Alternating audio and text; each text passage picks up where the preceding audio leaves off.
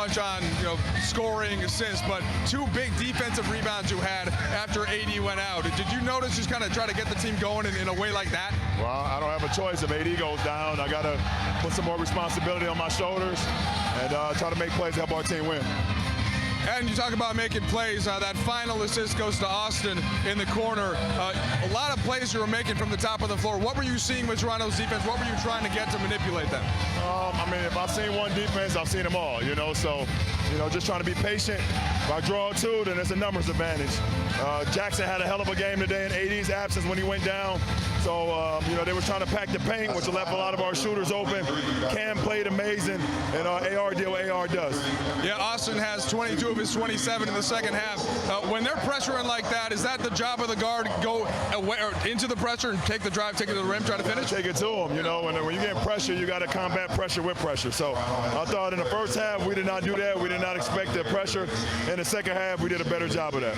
All right, last one for you. Where do you guys want to keep building the most as you move forward these next couple games here? Obviously, our communication and our transition defense. Our defensive rebound is very key. And then whole team's a one shot, and that's the defensive rebound. But just getting better and better with our system. And if we do that, we'd be fine. Appreciate it, LeBron. I appreciate it. All right, thank you, Mike. And check this out. Back-to-back triple-doubles. Of course, LeBron becomes the oldest player in NBA history with back-to-back triple-doubles because he did it on Friday night with 21, 12, and 13 in the win against Philly.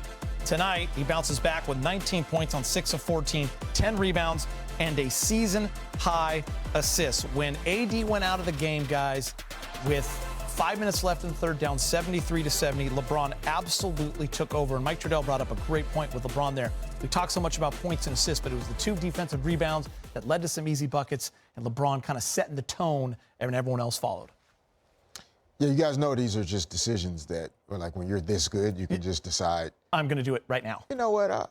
Go ahead and stack a few triple-doubles up and move my way up 16 to the, assists, season high. The top in that category as well.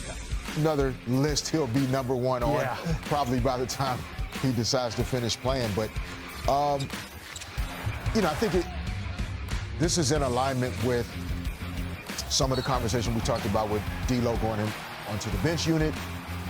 Guys needing to be open to playing different maybe types of roles, making certain sacrifices in order to find ways for this team to be most effective. And I think LeBron has made some decisions coming into this season around, yes, Anthony Davis being the focal point, being the engine that they need to run the offense through, but it's also an adjustment in his style of play that can, yes, lead to more triple-doubles statistically, but also lead to having a game where 6 guys can be in double figures. Those are the types of games and production they're going to need in order to compete in the Western Conference. Yeah, really important to emphasize sacrifice, like you said, and team win. Okay, the Lakers outscored Toronto by, 19 after AD went down, the rest of the game? 23. Is that what it was? Yeah, I mean, that's an amazing number. Yeah. I mean, that's incredible. Over the last 17 minutes. So yeah, good for them. I mean, and this helps kind of ensure, certain guys, Cam Reddish, he's getting some offensive flow now. It's kind of like, all right, he's more of a defensive guy. He looked good tonight. Jackson Hayes, another guy, he might need a little bit more offense in the near future, especially if AD is out for a while with that corneal abrasion. And as for AD, remember he had one last year, right around St. Patrick's Day. He had a corneal abrasion. He told reporters a few days later he couldn't even see after the game that night. Did not end up missing the game. So lucky for the Lakers, hopefully AD as well. They don't play again until Wednesday. Usually when they're home, they do like a Sunday, Tuesday, Friday thing. So it seems like they get an extra day of rest. Hopefully AD is back. In the meantime, Austin Reeves, amazing game as well. We haven't talked enough about him, but we have to a little bit for sure. Yeah, we're definitely going to talk about him in a moment. Jackson Hayes was great. LeBron mentioned him to Mike Trudell, 12 and 6 once AD went out. But we do need to talk AD, as Brez said. Fish, we haven't gotten the full update yet, but great block, but got hit in the face by Jakob Poeltl. He was on his way to another big-time game, so hopefully he's okay. Yeah, I mean, some of these kind of incidental plays are really just kind of a part of basketball at this point. The activity, how fast and powerfully guys are moving, in the air and around the basket, and AD with an amazing block there, but the contact to the eye from Poeltl. And I mean, I don't know if is it at a point where AD should consider, wearing some type of protective, eyewear. Still, I'm sure, whoever his partners are, the brands that he works with, they can develop something that still looks cool, because obviously it's Anthony Davis. Comfort, right, too? But yeah, still comfortable and protective, so that, in particular, if you're getting hit in the same eye over time, it's going to continue to lead to potential problems. So just something to think about. Hopefully, put some ice on it tonight, get some rest, and be back maybe for the game on Wednesday. Yeah, he's tried that in the past. He's done practices where he wore goggles because he's been hit in the eye. This is not the first or even the second time. It's happened many times. And he said he doesn't like how the goggles fog up. That really seems to bother him in practice. But yeah, at this point, our friend James Worthy, I'm sure he'd be the first to say, why don't you try it? Because it became a worthy trademark, and B, it'll protect you from getting these. It's rare to get a corneal abrasion at any point in your career. Have two in the same calendar year. Now that's really rare right there. So hopefully he feels better. Hopefully it's not bad, and maybe we see him again in 3 days. All right, guys, let's talk, as we switch gears, we'll talk Austin Reeves. Again, he was fantastic. You heard LeBron say to Mike, AR just doing what he does, right? 27 points, 10 of 17, the 6 assists, always with the highlight plays too, the wraparound pass, just having a fantastic first 10 games this year.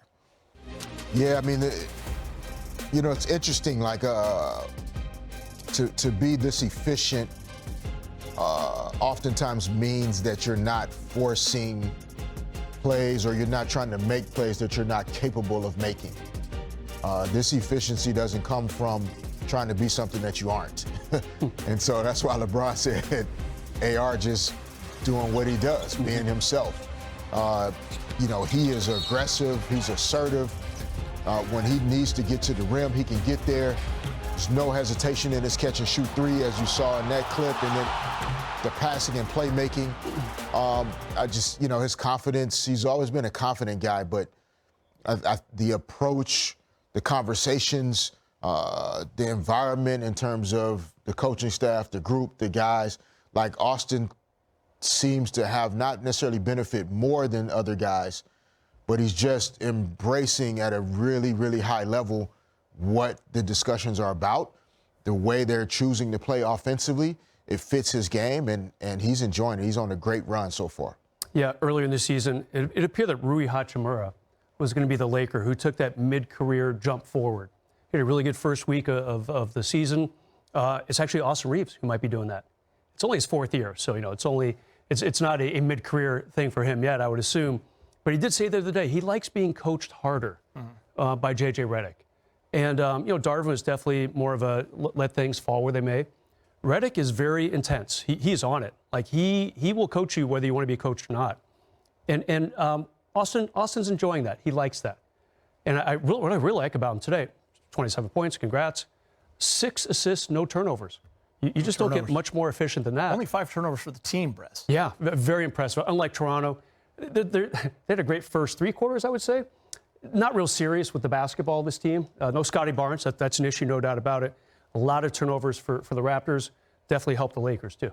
Well, when you don't have franchise players available, the turnovers, the mistakes are going to be high, because players that aren't high-usage players are getting more opportunity. So, the Lakers not being a high-turnover team tonight in particular, LeBron James, Anthony Davis, Austin Reeves, even to his credit. But Toronto, when they get Scotty Barnes back in the lineup, they'll be a little better, but still more of a rebuild kind of period of time for them. But the point you make about J.J. Redick's coaching style, sometimes it just fits better. The information can be the same, but the style of coaching, the way it's delivered, the communication, I just think the guys are embracing it. So a 6-4 record is not just because they're playing better on paper. Like, they feel and look more like a team trying to work together to solve problems. The communication that you guys are speaking of has been a theme the last couple of shows because of the switch that was made. Cam Reddish into the starting lineup. They wanted more of a defensive presence. D'Lo sacrifices to go down to that bench, and they needed that pop, and they've got it. You look at this, 40 points from the bench. It just ran smoother. Jackson Hayes was great. Obviously, with AD going out, D'Lo played starters minutes anyway, like he does most nights. But D'Lo's been fantastic as well, fitting into his role, and that's a big part of the communication. D-Fish, you talked about it on championship teams. Guys got to make sacrifices. There has to be great communication. It's got to be about winning, not individual accolades.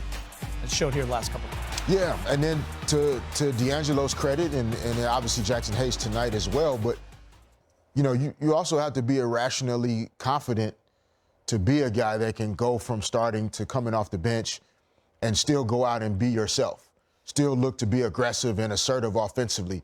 He's still going to take some shots that may seem questionable at times, but you need that level of confidence to be a primary scorer in the NBA.